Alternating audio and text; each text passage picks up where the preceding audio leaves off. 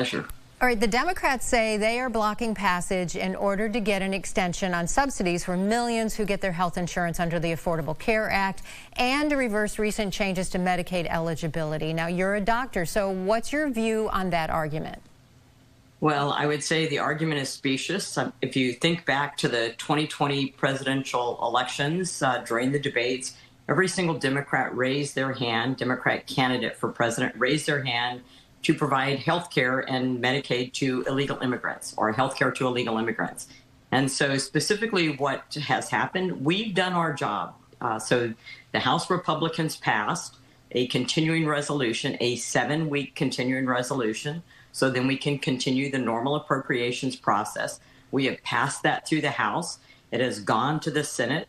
The Senate did not pass it. The first time they had 1 vote. This second time they've had 3 votes. Later today, there will be another vote.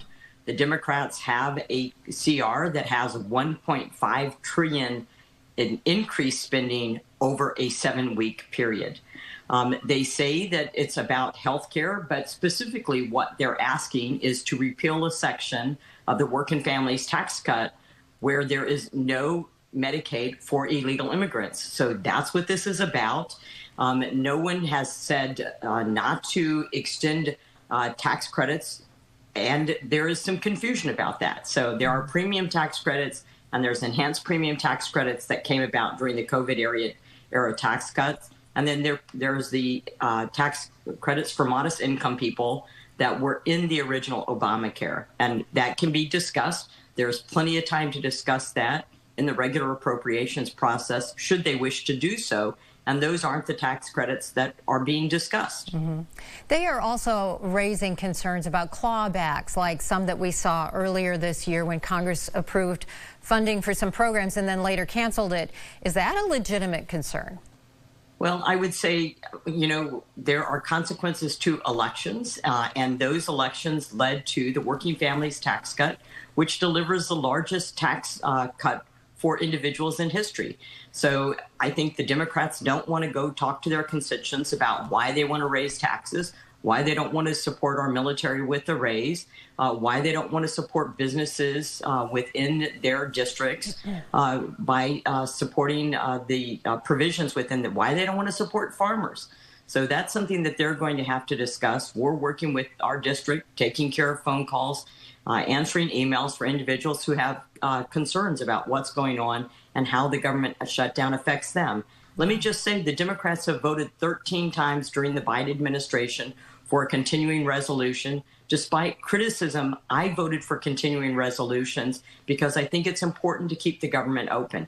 I also voted or have signed up for Pay Our Troops, which holds our military harmless through a government shutdown. And I've also signed up for Dusty Johnson and Ron Johnson's bill to avoid government shutdowns, because I don't think they should be political footballs and put the American people at risk. Yeah. Now, the president has suggested eliminating federal jobs over this. Are you concerned about the impact if that starts to happen? Well, I think first and foremost, let's get the government open. Right now, the Democrats, we need 5 more Democrats in the Senate to open the government. And there is a vote coming on in just a few hours. And I would encourage the Democrats to vote to keep the government, to reopen the government. And let's continue negotiations through the appropriations process. First and foremost, let's do that. Yeah. Now, another issue is federal contractors that while we're in a shutdown, they're not getting paid, but they may also not get back pay, it's my understanding. And there are a lot of contractors in our community. Is there any help for contractors when this is all over? Well, federal contractors, to your point, are different than our military and different than federal workers.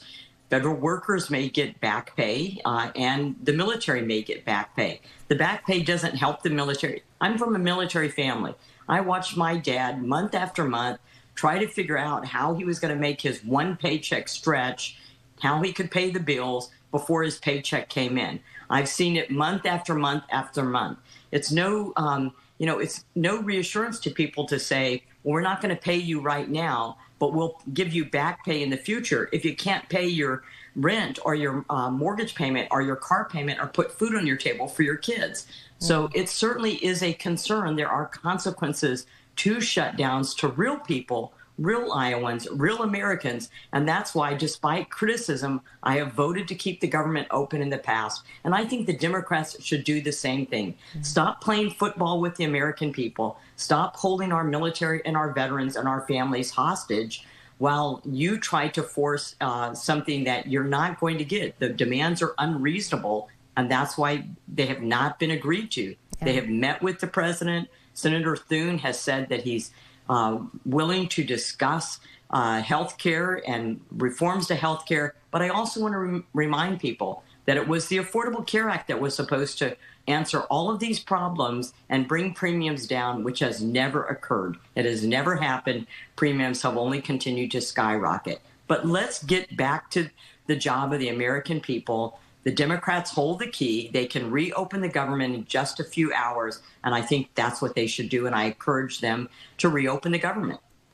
All right. Well, that's all we have time for. We appreciate you, Representative Marionette Miller-Meeks, for joining us this morning, and hopefully this next vote will be a winner.